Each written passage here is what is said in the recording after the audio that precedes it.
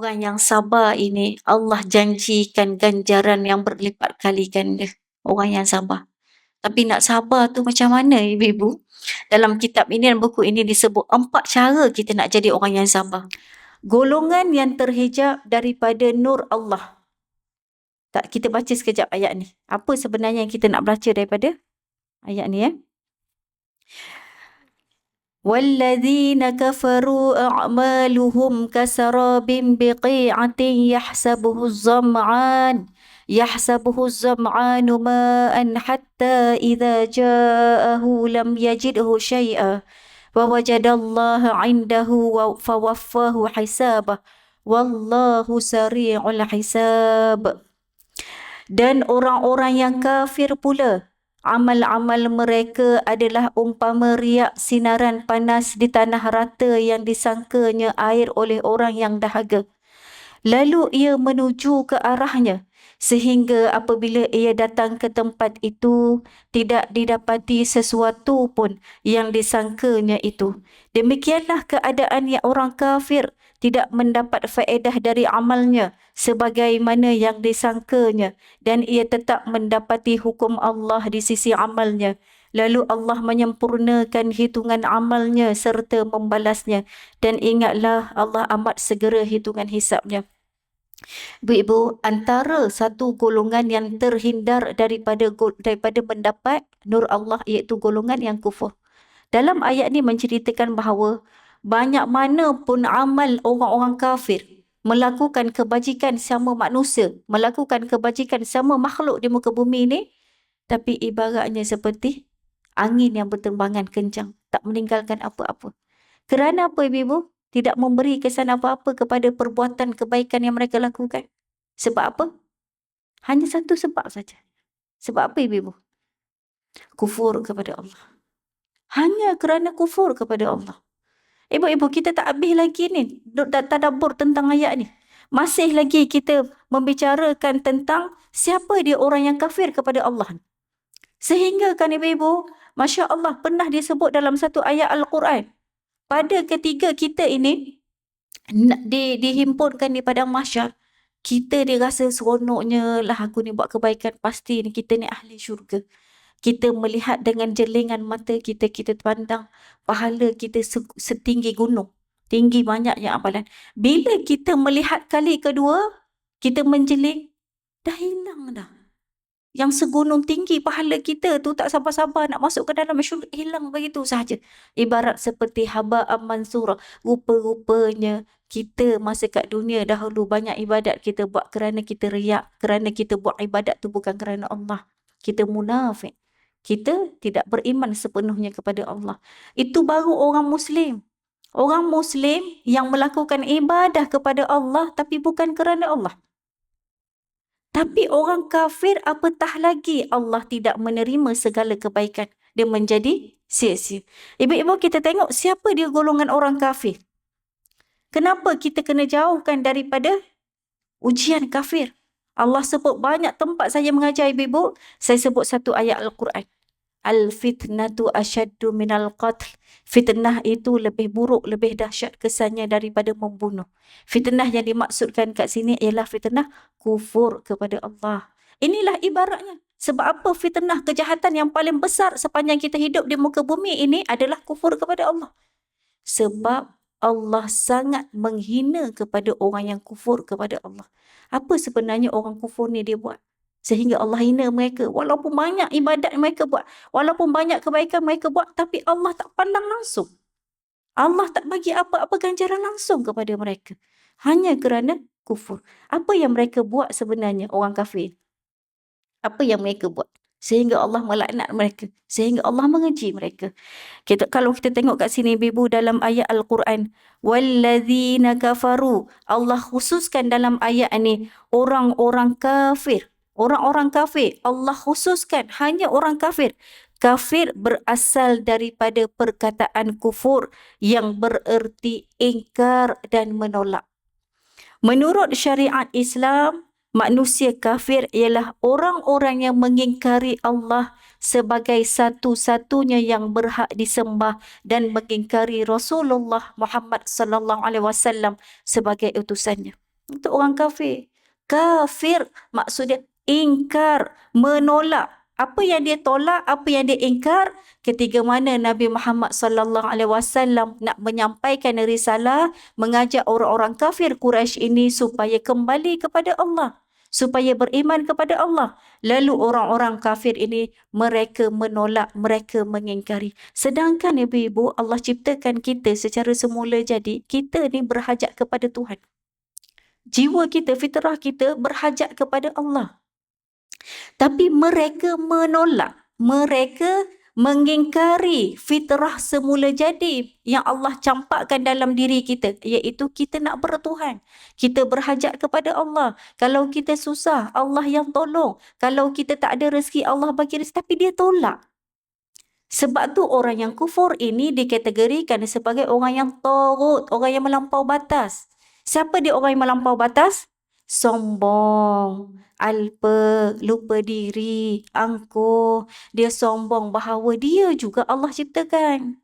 Dia sombong, dia angkuh bahawasanya nikmat-nikmat yang Allah berikan kepada dia, Allah yang berikan. Kekayaan yang mereka kecapi dekat dunia ni, dia lupa Allah juga yang berikan. Tapi mereka menolak Allah Ta'ala. Mereka merasakan ada lagi yang lebih hebat standing Allah Ta'ala. Itu maksud menolak, itu maksud ingkar. Ibu-ibu macam kita kan, kalau kita buat baik kepada orang, tiba-tiba dia buat benda tak elok kat kita di belakang kita, kita marah tak? Kita marah, tu manusia. Allah, sebab tu Allah murka kepada orang ingkar, orang yang menolak tentang kewajipan beriman kepada Allah Subhanahu Wa Ta'ala. Ingkar, angkuh ni kat mana masalah? Penyakit ni ada di mana? Dalam hati, dalam jiwa. Orang kafir dia menolak jiwa, dia menolak roh. Orang beriman ibu-ibu, kita semua manusia ni ada jiwa. Orang kafir macam mana pun kalau tengok anak menangis, rasa kesian. Cuma mereka ingkar, tak percaya kepada Allah Subhanahu Wa Ta'ala, dan mereka tidak boleh menerima tentang kedatangan Nabi Muhammad sebagai Rasul yang mengutuskan risalah Allah Subhanahu Wa Ta'ala. Dan kita tengok ya ibu, oleh itu termasuk dalam makna kafir ini. Dua maksud kat sini. Yang pertama, mereka yang menolak Islam dan tidak mengimani rukun-rukun iman. Ibu-ibu, kalau kita belajar dalam akidah, sekalipun kita mengucap 2 kalimah syahadah, sekalipun kita sembahyang, sekalipun kita bayar zakat, sekalipun kita melakukan ibadah puasa, tapi kita tak boleh percaya tentang kehadiran Rasul. Kita mengaku kita Muslim, tapi kita tak percaya Nabi Muhammad tu ada pesuruh Allah. Tiba-tiba dia dapat mimpi, oh malam tadi saya mimpi, macam ayah Pin tu kan, dia mimpi kan. Dia kata saya mimpi dapat wahyu dalam malam tadi saya mimpi dapat wahyu, saya ni adalah utusan yang terakhir. Maksudnya dia menolak tentang kerasulan Nabi. Ini saya bagi contoh ya. Jadi ibu-ibu, sekalipun dia mengaku dia Muslim, tetapi dia tidak beriman secara keseluruhan sebagaimana yang dibawa oleh Rasul, boleh jatuh kafir. Sekalipun dia percaya kepada Allah, dia percaya kepada Nabi, dia percaya kepada Rasul, dia percaya kepada kitab-kitab, dia percaya kepada hari kiamat, dia percaya kepada qada dan qadar Allah, tetapi dia tak boleh percaya Allah yang wajibkan solat. Ini melibatkan kepada akidah ya, dalam kitab akidah. Dia tak percaya Allah wajibkan solat. Dia tak percaya ada peristiwa Isra Mi'raj yang mensyariatkan tentang ibadah solat. Dia kata orang Muslim percaya pada Allah saja. Buat apa nak semayang? Kalau semayang ni menyusahkan. Jadi dia tak percaya tentang kewajipan solat, Allah yang wajibkan solat. Boleh jatuh kufur kepada Allah. Waktu ibu-ibu kita nak dapat makam kedudukan yang tertinggi di sisi Allah, nak menjadi orang bertakwa, orang yang beriman, perlu kita kena hadam dulu rukun iman, rukun Islam. Rukun iman, rukun Islam tak boleh berpisah. Tak boleh. Kalau kita orang Muslim mengucap 2 kalimah syahadah, mesti kita kena solat, mesti kita kena puasa, mesti kita melakukan ibadah haji jika mampu, kita mengeluarkan zakat dalam masa yang sama. Mesti beriman kepada Allah. Yakin Allah Tuhan yang berhak disembah, Allah yang esa. Tak ada lagi Tuhan yang setanding hebat dengan Allah Ta'ala. Dalam masa yang sama, kita mesti percaya ada malaikat yang mencatat kebaikan, keburukan, duduk di sebelah kanan, sebelah kiri, catat di dalam buku yang khusus yang Allah tetapkan.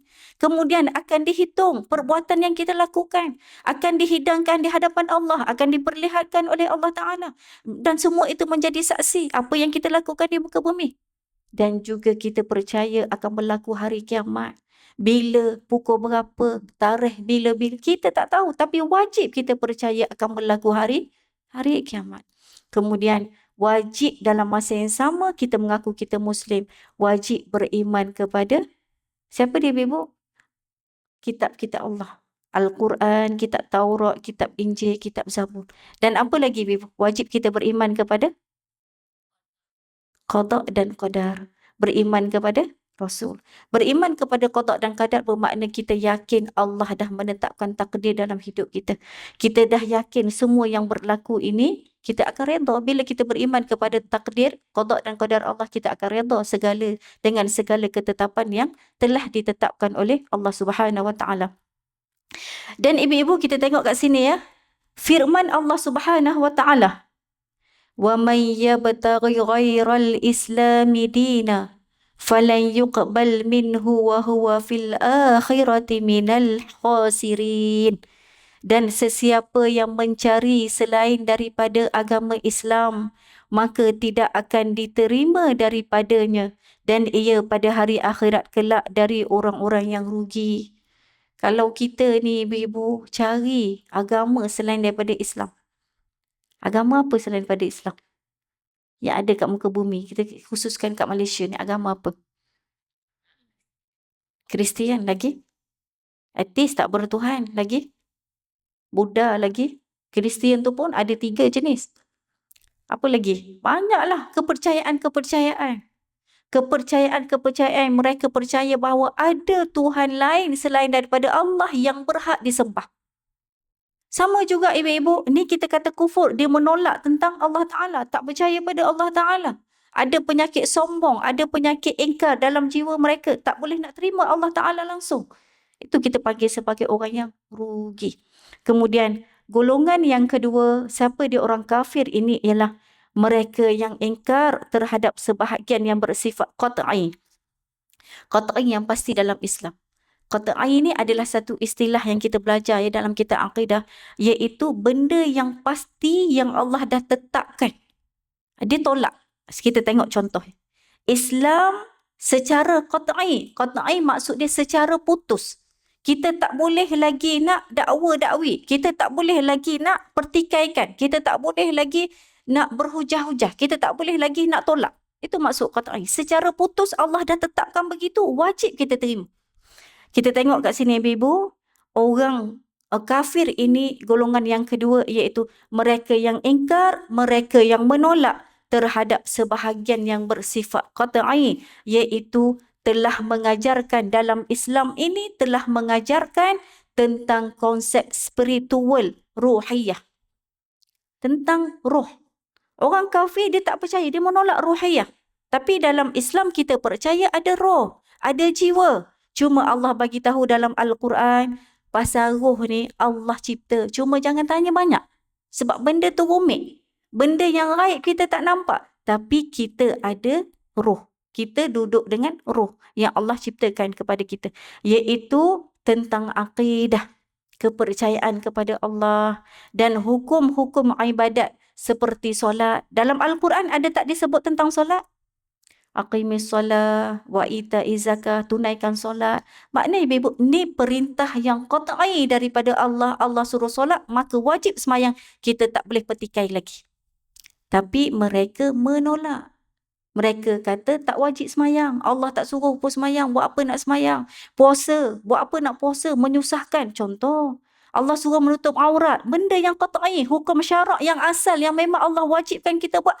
Tak boleh pertikai. Kalau kita pertikai boleh jatuh kepada kufur seperti yang saya bagi contoh tadi.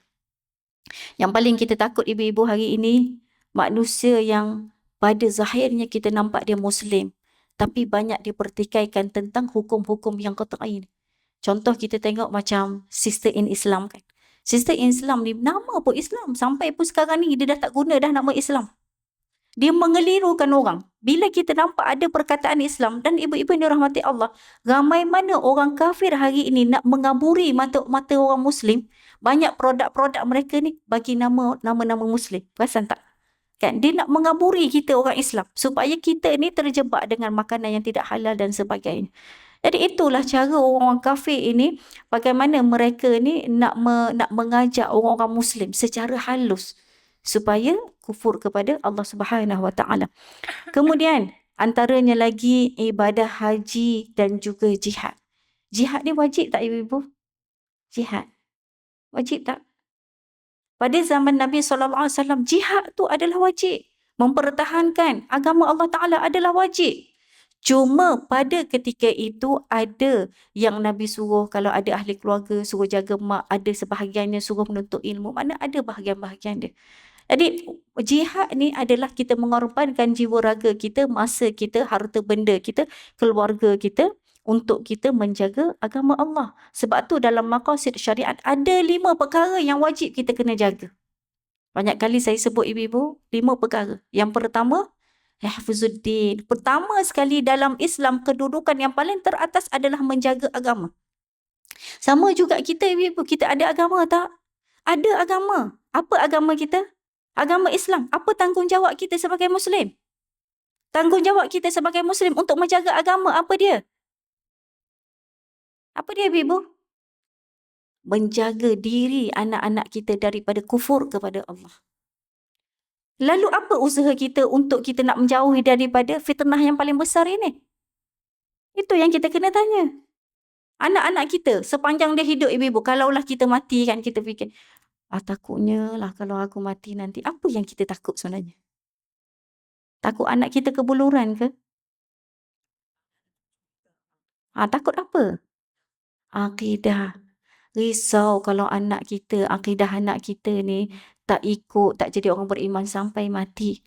Sebab fitnah akhir zaman ni fitnah yang paling dahsyat ibu-ibu. Saya sendiri pun walaupun saya ustazah, suami ustaz ibu-ibu, saya rasa benda tu ibu-ibu, ujian akhir zaman, ya Allah, payahnya lah kita ni nak didik anak kita zaman sekarang. Dengan handphonenya, cabaran-cabaran sekeliling. Apatah lagi kalau ibu-ibu yang bukan ustaz dengan ustazah kan. Tapi hakikatnya ibu-ibu yang dirahmati Allah, Allah memandang kepada usaha kita. Allah menilai apa pengorbanan kita untuk menjaga akidah kita, anak-anak cucu cicit kita. Mudah-mudahan dengan usaha kita yang serba sedikit ibu-ibu, tak banyak pun, tapi ada usaha untuk menjaga agama. Sekurang-kurangnya kita datang pengajian agama untuk kita menambahkan keimanan kepada Allah. Allah menguatkan ruh kita. Itulah di antara usaha kita. Kemudian ibu-ibu, jihad untuk menjaga agama tu adalah wajib. Dalam maqasid syariat yang pertama, Hifzuddin, jaga agama. Yang kedua, Hifzun nafs, jaga nyawa. Tapi hari ini ramai mana orang ibu-ibu tidak menghargai nyawa yang Allah bagi. Dalam kitab dosa-dosa besar yang dianggap remeh, ada disebut bab orang yang membunuh diri dipanggil sebagai orang berputus asa. Di antara orang yang mendapat dosa besar. Allah sebut hukum bunuh diri itu pun termasuk dalam dosa besar. Hukum berputus asa pun termasuk dalam dosa besar. Allah sebut wala tayasu an rahmatillah, jangan kamu berputus asa daripada rahmat Allah. Kenapa kita berputus asa ibu? Sebab kita tak percaya pada Allah. Ni ruh kita ni tak kuat dengan Allah Taala. Susah nak percaya dengan Allah Subhanahu Wa Taala. Apa punca kita susah nak beriman pada Allah? Antara penyebab utama kita jahil.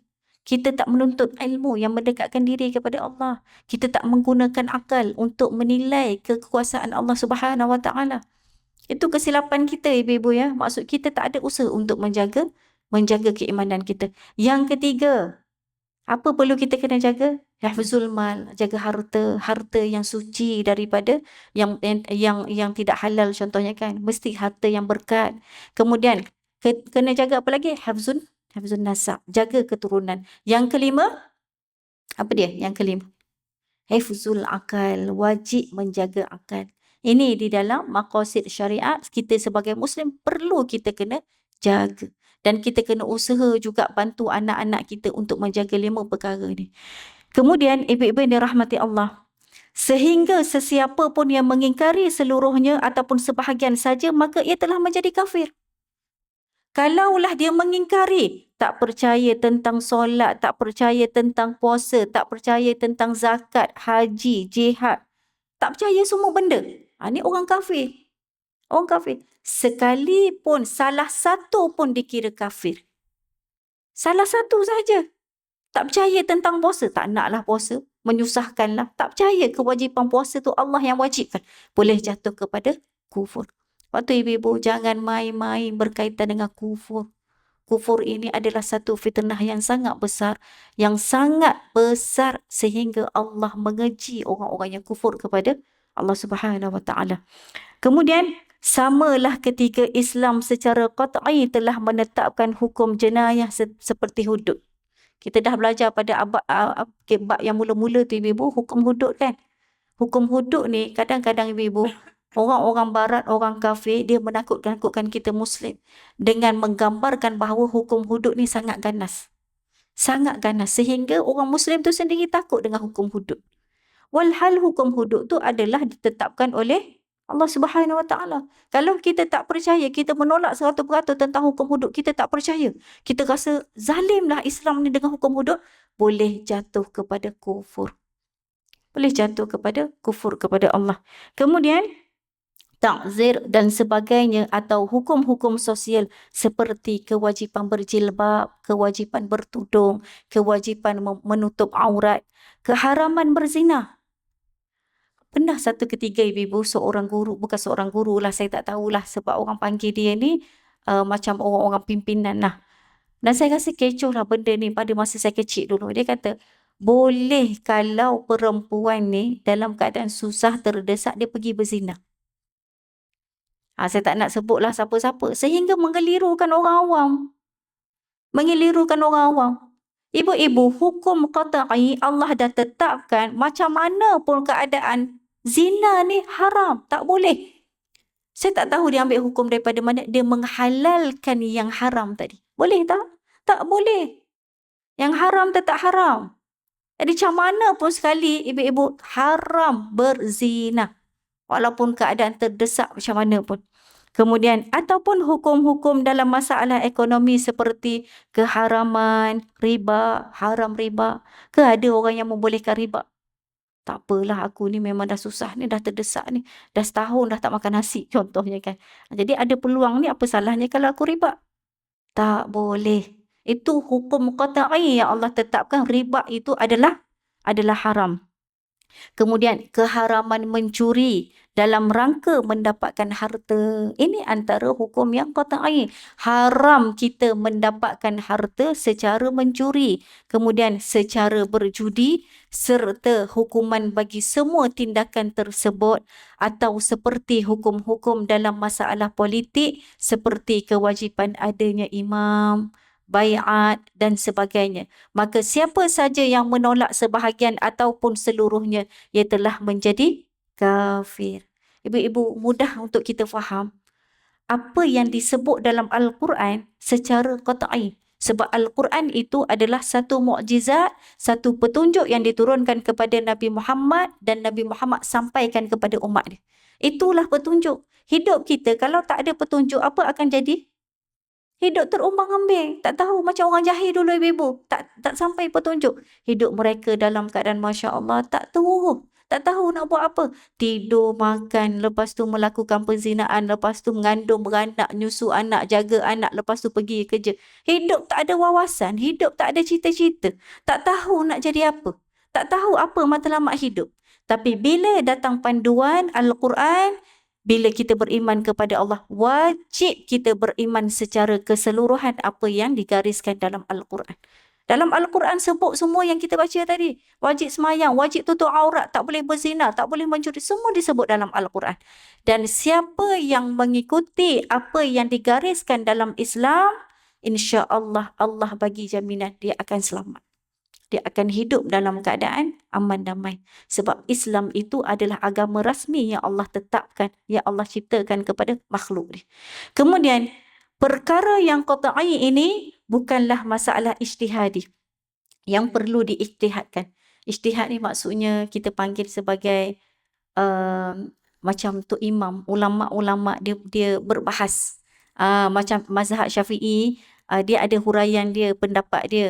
Contoh sapu kepala, separuh ke, 3 helai ke, separuh ataupun seluruh. Maksud benda qat'i ni kita tak boleh lagi. Kita tak boleh nak tolak-tolak. Kita tak boleh lagi nak ijtihadkan. Kita kena beriman, kita wajib menerima secara keseluruhan. Tak boleh lagi kita nak pindah-pindah, tak boleh lagi kita nak bahas-bahas. Akan tetapi ia adalah kefahaman yang secara langsung boleh diambil daripada nas Al-Quran. Rujukannya adalah dalam Al-Quran. Sama sahaja kedudukannya jika ada penguasa dan pemerintah yang menghalalkan zina, murtad, menidakkan hudud atau menggantikan hudud dengan undang-undang yang lain dan seumpamanya, maka kesemua ini bermaksud bahawa pemerintah tersebut tidak berhukum dengan apa yang Allah turunkan. Ibu-ibu, dalam hadis Nabi yang agak panjang, ada 7 golongan yang mana Allah akan bagi perlindungan di bawah naungan arasy Allah Subhanahu Wa Taala. Yang pertama antaranya imam yang adil, pemerintah yang adil, pemerintah yang melaksanakan pemerintahan dengan amanah mengikut apa yang diperintahkan oleh Allah Subhanahu Wa Taala. Sebab nak jadi pemerintah ni ada tanggungjawab yang besar, bukan mudah, susah sangat. Dia menguji sifat amanah. Tapi bila seorang pemerintah memerintah pemerintahan itu dengan tidak mengikuti secara keseluruhan apa yang disyariatkan dalam Islam, walaupun nama je Muslim, dia adalah antara golongan yang sangat dilaknat oleh Allah Subhanahu Wa Taala. Sebab tu nak jadi pemimpin ni bukan senang, susah. Tapi bila mana dia melakukan kepimpinan dengan penuh amanah, Masya Allah, Allah bagi jaminan dia akan mendapat naungan di arasy nanti. Susah ya ibu.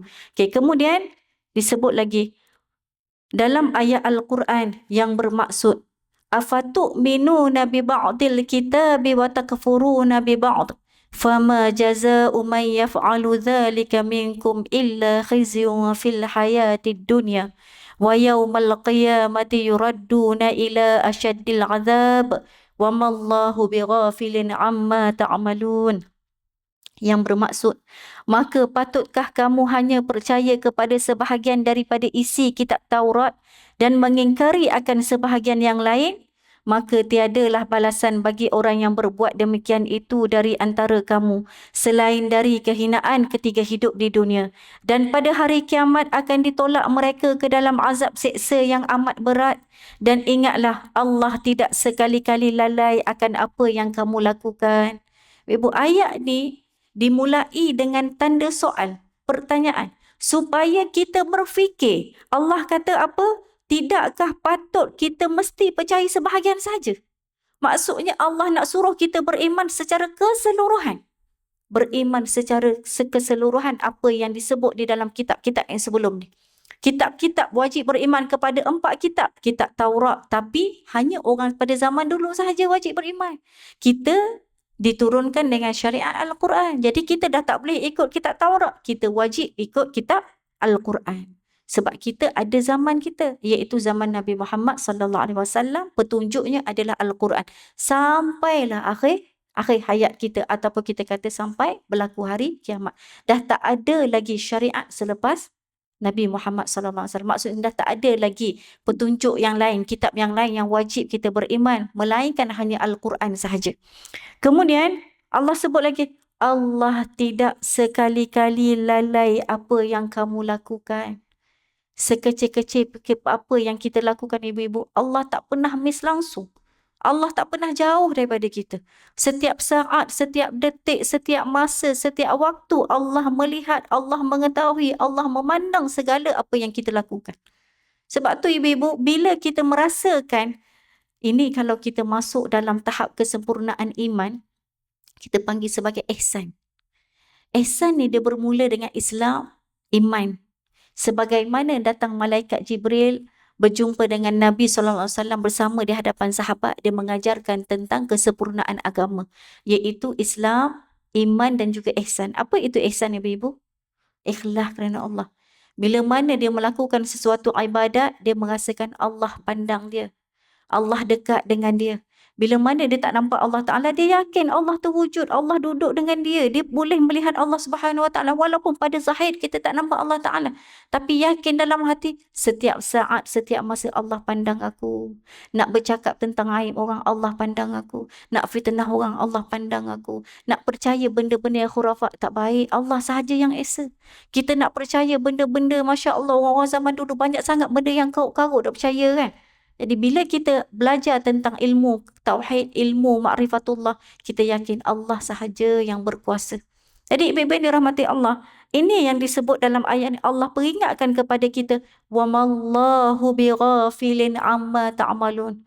Allah tidak sedikit pun, tidak sekali-kali lalai akan apa yang kita kerjakan.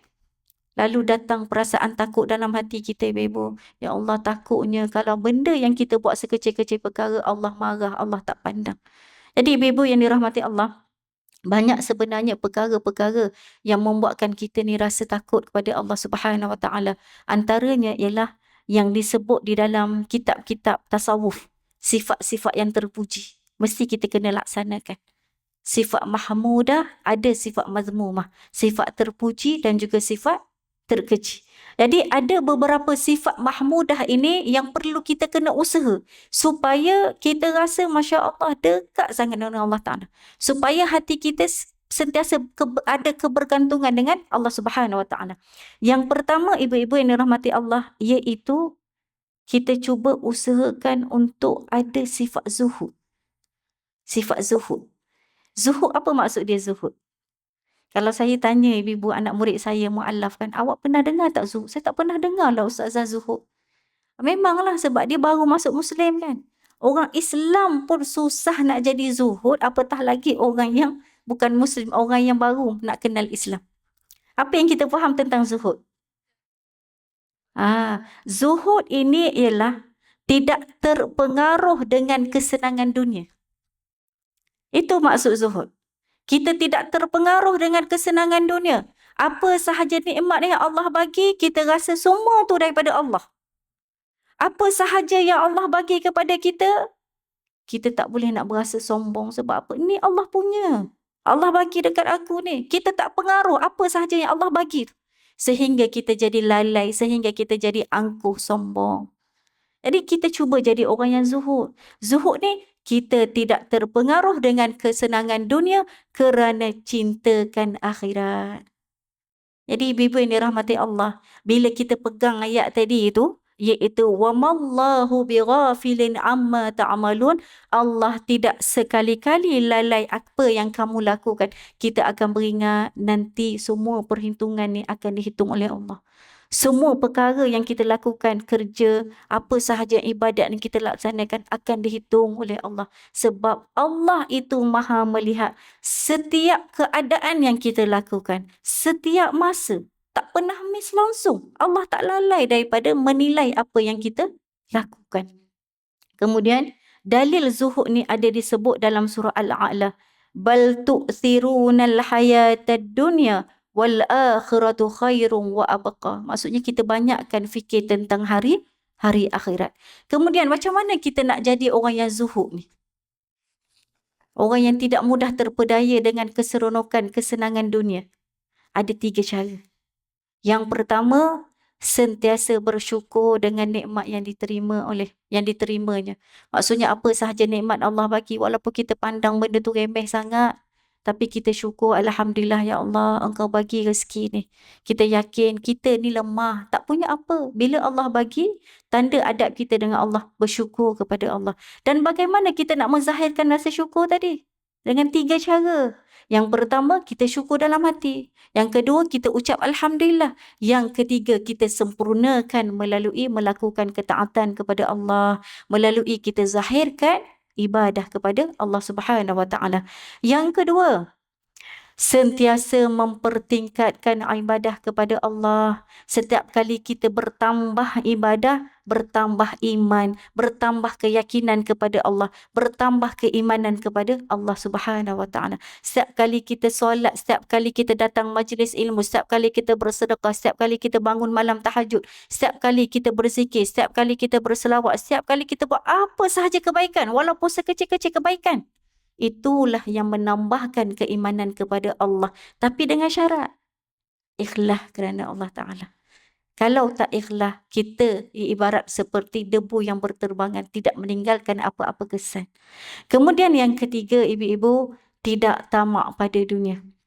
Rasulullah ingatkan kepada kita sebelum berlaku hari kiamat, zaman kita, akhir zaman ini, umat aku ini, ibu-ibu, kata Nabi, diuji dengan sifat tamak. Dan banyaknya berlaku pembunuhan. Tamak maksudnya apa, ibu-ibu? Cinta kepada dunia lah. Cinta kepada dunia. Rasa tak cukup, tak bersyukur dengan apa yang ada. Walhal berbeza dengan orang bersyukur. Orang bersyukur ni, ibu-ibu, walaupun tak banyak nikmat, dia rasa cukup dengan apa yang ada. Lalu dia boleh hindarkan daripada sifat tamak. Dan antaranya, ibu-ibu yang dirahmati Allah, sifat-sifat yang terpuji, ini saya saja kita kongsikan ilmu tambahan, ibu-ibu, supaya kita berasa kita ni sangat dekat dengan Allah Subhanahu Wa Taala. Dan inilah di antara sifat mahmudah yang secara tidak langsung mendorong untuk kita lagi beriman kepada Allah. Yang kedua iaitu sifat sabar. Sabar ni di antara sifat-sifat mahmudah. Apa maksud sabar, ibu-ibu? Sabar ni senang saja kita sebut di mulut, tapi susah sangat kita nak ungkapkan dengan perbuatan. Iaitu kita menahan diri daripada berkeluh kesah terhadap musibah yang menimpa. Mulut kita, ya Allah, sakitnya, ya Allah, kenapa susah sangat, kenapa engkau uji aku begitu begini, kenapa engkau bagi aku ujian, orang lain kau tak bagi ujian. Kita berkeluh kesah. Orang yang sakit dia mengang sakit dia menjerit-jerit. Tapi berbeza dengan orang yang reda, orang yang sabar, ibu-ibu, dia diam. Apa yang disebut astagfirullah, astagfirullah, astagfirullah. Ibu-ibu pernah tengok tak orang perempuan nak beranak? Kalau kita duduk kat wak tu bercampur orang Muslim dengan orang tak Muslim. Orang Muslim kita beza tengok dengan orang bukan Muslim. Orang Muslim satu wak kita dengar dia menjerit. Sakit dalam bahasa dia, orang bukan Muslim kan. Dia menjerit sebab apa? Sebab dia sendiri tak percaya pada Allah yang memberi kesakitan. Dia sendiri tak percaya setiap kesakitan yang dia lalui, kalau dia sabar dapat ganjaran. Tapi orang Muslim, bila mana dia percaya kepada Allah, sakit itu, dia akan reda. Di setiap dia sabar, dapat pahala. Tak rugi dia bersabar. Dia diam, beristighfar kan. Sakit ialah mulut tu sebut sakit. Tapi dalam hati dia reda. Dia sabar dengan apa yang ditentukan oleh Allah Subhanahu Wa Taala. Dan macam mana kita nak jadi orang yang sabar ni? Banyak kita sebut sabar. Macam mana nak jadi orang yang sabar? Susah ibu-ibu kita nak jadi orang yang sabar ni. Kemudian Allah sebut lagi, orang yang sabar ini Allah janjikan ganjaran yang berlipat kali ganda. Orang yang sabar. Tapi nak sabar tu macam mana, ibu-ibu? Dalam kitab ini dan buku ini disebut 4 cara kita nak jadi orang yang sabar. Yang pertama, wajib kita meyakini segala qada dan juga qadar yang telah ditetapkan oleh Allah Ta'ala. Makna kata kalau kita sedang sakit, kita sedang diuji, itulah ketentuan yang Allah tetapkan kepada kita. Kita wajib beriman kepada qada dan juga qadar Allah. Lalu kita reda, kita sabar dengan apa yang Allah uji. Yang kedua, sentiasa senang dalam setiap keadaan. Bila kita reda tu di mana ibu kita nak letak? Dekat jiwa lah. Bila jiwa kita reda, kita akan tenang. Kalau jiwa kita tak reda, itu yang kita jadi tak tenang. Bila tak tenang, kita jadi serabut. Kita jadi marah. Kita akan menyumpah, maksudnya kita cakap benda yang tak elok. Kita akan marah Allah, bersangka buruk dengan Allah. Kemudian, yang ketiga, cuba kita elakkan diri daripada berputus asa. Daripada rahmat Allah. Kita yakin dengan sifat Allah yang maha pengasih, maha penyayang. Itulah yang Allah suruh kita ulang-ulang dalam surah Al-Fatihah. Bismillahirrahmanirrahim. Dengan nama Allah yang maha pengasih lagi maha penyayang. 2 kali kita ulang setiap rakaat kan. Kemudian kita sebut lagi Alhamdulillahirrabbilalamin Ar-Rahmanirrahim. 2 kali Allah suruh sebut. Supaya Allah nak didik hati kita. Kita percaya, yakin bahawa Allah ada sifat kasih sayang. Allah ada sifat pemurah. Supaya bila kita sakit, kita yakin Allah yang bagi kasih sayang dan rahmatnya kepada kita. Tapi sifat kita manusia kadang-kadang ibu-ibu Allah uji. Kadang-kadang kita susah nak percaya bila kita sakit Allah sembuhkan. Bila kita tak ada rezeki Allah bagi rezeki. Bila kita susah Allah yang senangkan. Itu ujian yang kita hadapi. Kemudian yang keempat, sentiasa beristighfar kepada Allah Ta'ala. Bila kita beristighfar, ibu-ibu, disebut dalam satu hadis Nabi, Allah akan keluarkan kita daripada kesempitan. Allah akan mudahkan urusan kita. Jadi bila kita beristighfar ni, banyak kesulitan-kesulitan yang kita lalui, ibu-ibu, diringankan. Kemudian Allah bagi ketenangan jiwa. Bila tenang jiwa, kita akan redha. Kita akan lalui dengan tenang, dengan sabar. Dan disebut lagi, ibu-ibu, antara sifat-sifat mahmudah iaitu bersyukur kepada Allah Subhanahu wa taala. Syukur ialah memuji Allah dan menghargai nikmat yang Allah bagi. Macam mana kita nak tahu ciri-ciri orang yang bersyukur? Kita nak tahu ciri-ciri orang yang bersyukur. Adakah kita termasuk orang yang bersyukur ataupun tidak? Kita tengok ciri-ciri ni ya. Ada 5 ciri orang-orang yang bersyukur kepada Allah Subhanahu wa taala. Yang pertama, wajib dia taat segala perintah Allah. Wajib dia beriman kepada rukun iman dan juga rukun Islam. Dia tidak meninggalkan apa yang Allah suruh buat. Yang kedua, tanda dia ni bersyukur dengan apa yang Allah bagi, dia cuba usaha untuk sujud syukur. Itu yang saya sebut tadi. Bila kita syukur dalam hati, kita ungkap di mulut, kemudian kita zahirkan melalui perbuatan. Iaitu orang yang suka bila mana dapat sesuatu nikmat, dia sujud syukur kepada Allah. Tanda dia bersyukur kepada Allah dengan nikmat yang diberikan. Kemudian yang ketiga, dia rajin melakukan ibadat.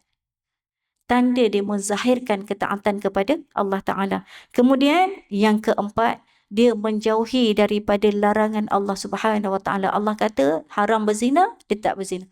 Allah kata haram riba, haram rasuah, dia cuba elakkan. Yang kelima iaitu redha dengan ketentuan Allah Subhanahu wa taala. Itulah di antara dia rasa bersyukur kepada Allah Subhanahu wa taala. Kemudian di antara sifat mahmudah yang seterusnya iaitu orang yang ikhlas kepada Allah Taala. Ikhlas ni benda yang susah, ibu-ibu, bukan senang. Dan macam mana kita nak tahu ciri-ciri orang yang sabar pada Allah Subhanahu wa taala? Orang-orang yang ikhlas kepada Allah Subhanahu wa taala. Apa maksud ikhlas, ibu? Kalau dalam kitab tasawuf disebut, ditanya oleh seseorang kepada hukama, manil mukhlis? Siapa dia orang yang ikhlas? Al-mukhlis alladhi katama hasnatuhu kama katama sayyi'atuhu. Orang ikhlas ni ialah orang yang menyembunyikan kebaikan yang dia buat sebagaimana dia menyembunyikan kejahatan, keaiban yang dia lakukan. Jadi dalam kitab ini disebut lagi, ikhlas ni ialah melakukan sesuatu amalan semata-mata kerana Allah. Bila kita sebut semata-mata kerana Allah, tidak ada sedikit pun dia melakukan ibadat itu sebab lain. Sebab manusia, sebab habuan dunia, sebab pujian dan sebagainya. Lalu bagaimana kita nak mengetahui ciri-ciri orang yang ikhlas ni dengan lebih mendalam, dengan lebih khusus? Iaitu dalam buku ini disebut 6 cara, 6 kaedah. Dan kita lihat, kita perhatikan 6 perkara ni ada tak pada diri kita. Sebab kita melakukan ibadah. Kita Muslim. Setiap hari kita sembahyang. Kita puasa sunat. Kita puasa wajib. Kita zakat. Kita melakukan ibadah-ibadah yang lain. Adakah kita termasuk di kalangan orang-orang yang mendapat ikhlas ni? Ataupun tidak? Yang pertama, melakukan sesuatu semata-mata kerana Allah. Yang kedua, tidak mengharapkan balasan. Sekalipun dia bersedekah kerana Allah, dia tak sedikit pun harapkan orang yang kita tolong tadi balas balik kebaikan kita. Itu maksud ikhlas kerana Allah. Sedikit, ibu-ibu, ada dalam hati kita setiap kebaikan yang kita buat, kita nak ganjaran, kita nak imbuhan, itu belum ikhlas lagi. Itu maksud ikhlas. Maknanya kalau kita buat atau ibu-ibu kita bersedekah, kita bangun malam, kalau kita contohnya kan, aku nak juga cerita pada orang aku bangun malam tadi. Aku solat tahajud. Sebab apa? Kita nak ganjaran. Ganjarannya apa? Nak orang puji kita ni hebat. Maknanya belum ikhlas lagi. Kita melakukan solat duha, ibu-ibu. Nak juga solat duha. Sebab apa? Kalau aku tak solat duha, nanti orang pandang aku ni pemalas. Orang yang malah. Jadi kita pun sembahyang duha. Maknanya belum ikhlas lagi. Jadi kalaulah kita ni betul-betul buat kerana Allah tanpa inginkan imbuhan ataupun balasan, itu baru ikhlas kerana Allah Ta'ala. Yang ketiga, tidak menunjuk-nunjuk. Ini tanda orang yang ikhlas kerana Allah Ta'ala. Maksudnya dia buat semua tu bukan kerana riak, untuk ditunjuk-tunjuk, dipuji oleh orang ramai. Kemudian yang seterusnya iaitu tidak menceritakan kepada orang lain. Apa yang dia buat ibu-ibu, sekecil-kecil ibadah, sebanyak-banyak ibadah, tak ada sedikit pun berhajat untuk diceritakan kepada orang lain. Kemudian tidak mengungkit-ungkit. Ibu-ibu yang dirahmati Allah, ada disebut dalam kitab dosa-dosa besar yang dianggap remeh, kita mengungkit-ungkit adalah dosa-dosa besar. Kita mengungkit apa yang kita berikan kepada orang-orang yang kita nak bagi tadi adalah dosa besar. Sebab kita menzalimi perasaan orang yang kita nak bagi tolong tadi. Macam kita ibu-ibu, kita susah, orang tolong kita. Kemudian dia ungkit-ungkit kebaikan yang dia buat. Apa perasaan kita? Mestilah kita sedih. Kita akan fikir, ya Allah, rasa sedihnya lah ya Allah. Aku dah lah susah, miskin pula tu. Orang bukan betul-betul nak tolong aku pun sebenarnya kan. Jadi kita rasa sedih. Kita menzalimi perasaan orang yang kita tolong tadi. Jadi kita nak tahu kita betul-betul ikhlas ataupun tidak, kita tak akan ungkit. Sekalipun banyak kebaikan yang kita buat, dia zalim kepada kita, dia buat jahat kepada kita, dia balas dengan keburukan kepada kita tak akan ungkit-ungkit. Mana kita redha, biar dia lah. Dia nak buat elok ke tak elok, asalkan aku tolong dia ikhlas kerana Allah. Lalu kita redha apa sahaja yang dia nak buat pada kita. Itu tanda orang yang ikhlas. Kemudian yang seterusnya, semata-mata mengharap rahmat Allah. Dia bukan mengharapkan rahmat kasih sayang manusia, tapi semata-mata mendapat rahmat kasih sayang Allah, antaranya redha Allah dan juga dimasukkan ke dalam syurga Allah Subhanahu wa taala. Kemudian ibu-ibu yang dirahmati Allah Subhanahu wa taala, dalam masa yang sama perlu kita elakkan sifat-sifat mazmumah. Ibu-ibu, sifat-sifat mazmumah ini juga kalau kita tidak bendung, boleh membuatkan kita jauh daripada Allah. Paling parah lagi, dia membuatkan hati kita jadi tertutup sehingga kita jauh daripada hidayah Allah dan boleh jatuh kepada kekufuran sehingga kan kita ini dilaknat oleh Allah Ta'ala. Ibu-ibu, jangan kita berasa kita Muslim sampai mati kita akan jadi orang Muslim. Kita hidup tetap diuji. Banyak ujian kita di muka bumi ini sehingga kalau kita tak ada benteng kekuatan diri, akan terjebak dengan kekufuran. Na'udzubillah min zalik. Minta jauh sangat. Sebab tu ada satu doa yang Nabi ajarkan kepada kita. Doa dia ringkas saja. Allahumma inni a'udzubika minal kufri wal faqr. Ya Allah, Engkau jauhkan aku ya Allah daripada kufur dan juga faqir. Sebab kufur itu ibu-ibu adalah satu fitnah, satu perkara yang perlu kita kena elakkan kerana Allah sangat mengeji kepada orang yang kufur. Dan kufur ini dia bermula daripada sifat mazmumah. Sifat mazmumah, penyakit-penyakit yang ada dalam hati kita tidak rawat dia, kita tidak bendung dia dengan kembali kepada Allah, bertaubat kepada Allah Subhanahu Wa Taala. Antara sifat yang pertama ialah ghadabun, iaitu sifat mudah marah. Sifat mudah marah ni ibu, boleh dirawat tak? Boleh. Tapi kita tidak rawat dia. Kita biarkan dia duduk dalam diri kita.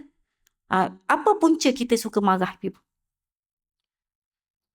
Bersangka buruk dengan orang sekeliling. Bersangka buruk dengan Allah. Betul tak? Itu punca dia.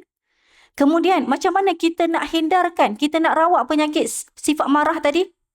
Sentiasa ingat Allah. Apa sahaja yang Allah tentukan, Allah yang tetapkan. Kita nak marah ni, aku ni dah berusaha, dah bertahun-tahun simpan duit, tiba-tiba kena scam. Habis RM100,000. Habis RM100,000, habis RM200,000. Kalau kita tak berzikir, tak ingat Allah, kita akan marah-marah, kita akan menyumpahkan anak. Hidup kita tak akan tenang. Tapi bila kita ingat Allah, oh Allah dah tetapkan begini, ada hikmah di sebalik ujian. Antaranya lagi, banyakkan beristighfar kepada Allah Ta'ala. Kemudian, cuba kita amalkan dengan sifat sabar. Sabar, kemudian bersangka baik, kemudian kita ambil wuduk. Ambil wuduk ni memang diceritakan dalam hadis Nabi. Nabi sarankan kepada kita kalau kita marah, amalkan berwuduk. Kemudian, antara sifat yang kedua, sifat mazmumah, iaitu hasadun, hasad dengki. Kita dengki kepada orang. Rasulullah ada sebut dalam satu hadis, bila kamu dengki kepada orang, jangan sampai kamu menzalimi diri manusia tu sendiri. Maknanya kita kena bendung. Hasad ni semua ada sebenarnya dalam diri kita. Tapi kita kena bendung. Yang ketiga ialah bakhil. Bakhil. Kita berkira. Kita tak yakin dengan rahmat kasih sayang Allah. Kita tak yakin dengan rezeki yang Allah berikan. Kita tak yakin semua itu daripada Allah Subhanahu Wa Taala. Bakhil ini bila kita tak bendung, dia akan jadi kepada orang yang kikir. Orang yang Bakhil ni lebih teruk daripada tamak, daripada kedekut, betul tak? Bakhil ni di antara satu penyakit yang sangat bahaya. Sangat bahaya. Orang bakhil ni jiwanya takkan tenang.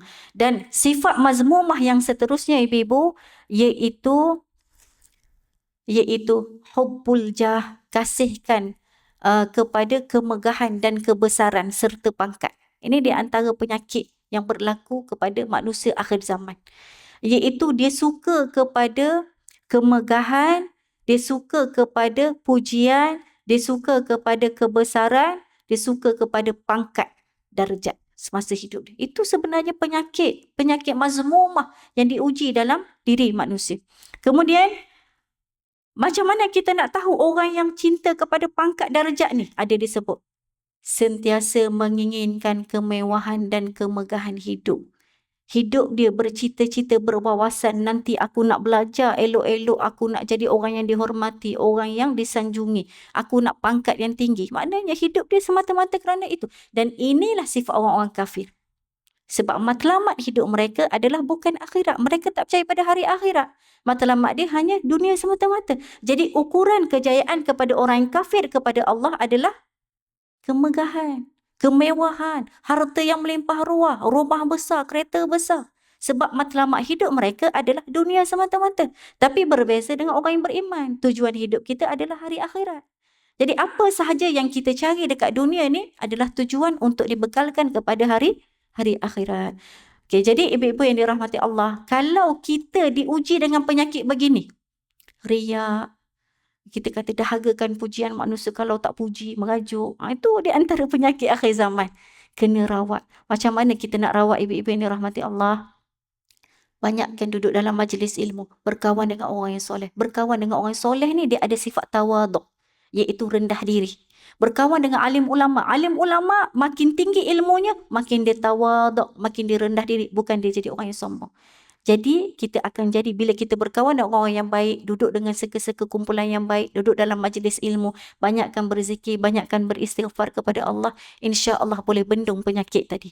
Kemudian antara sifat orang yang cintakan kepada dunia ni iaitu dia jadi talam dua muka, munafik. Ini paling bahaya kan. Kemudian dia suka dipuji, kemudian tidak ikhlas dalam melakukan amal ibadat. Ini di antara penyakit yang paling bahaya. Dan inilah yang berlaku kepada orang yang kufur kepada Allah. Fir'aun sebelum dia dilaknat oleh Allah, inilah yang berlaku. Allah bagi nikmat, nak dipuji, nak diangkat, nak hidup dalam keadaan kemewahan. Bila hati tidak dibendung dengan keimanan kepada Allah, lalu dia kufur nikmat, dia kufur kepada Allah sehingga dia lupa Allah Subhanahu Wa Taala, sehingga kan Allah melaknat hidup mereka serta merta dan juga pengikut-pengikutnya. Jadi ibu-ibu yang dirahmati Allah, bila kita cerita tentang kufur, perlu kita faham kufur ini adalah satu perkara yang wajib kita kena elakkan. Kita orang Muslim sentiasa minta dengan Allah, ya Allah, peliharakanlah iman aku, ya Allah. Peliharalah iman anak-anakku, cucu cicitku, keturunanku, ya Allah. Matikan aku dalam keadaan pengakhiran yang baik. Amalkan satu doa, Allahumma ahyina bil iman. Ya Allah, engkau hidupkan kami dengan keimanan. Wa amitna bil iman. Dan engkau matikan kami dengan keimanan kepadamu, ya Allah. Wahsyurna bil iman. Dan engkau hitungkanlah kami, ya Allah. Himpunkanlah aku di pada mahsyar nanti dengan keimanan, beriman kepadamu, ya Allah.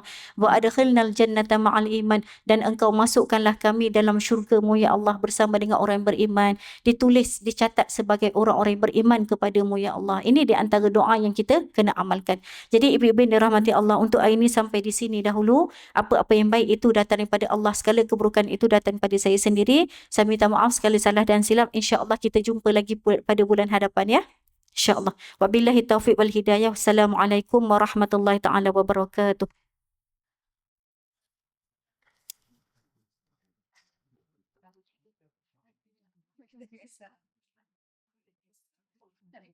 Terima kasih.